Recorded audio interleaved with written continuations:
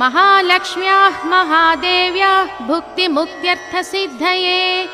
गार्ग्य उवाच सनत्कुमारमासीनं द्वादशादित्यसन्निभम् अपृच्छन्योगिनो भक्त्या योगिनामर्थसिद्धये।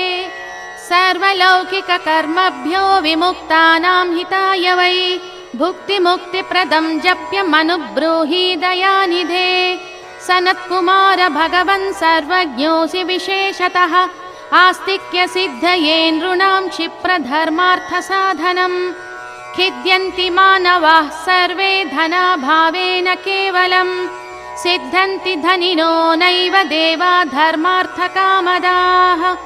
दारिद्र्यध्वंसिनी नाम केन विद्या प्रकीर्तिता केन वा ब्रह्मविद्यापि केन मृत्युविनाशिनी।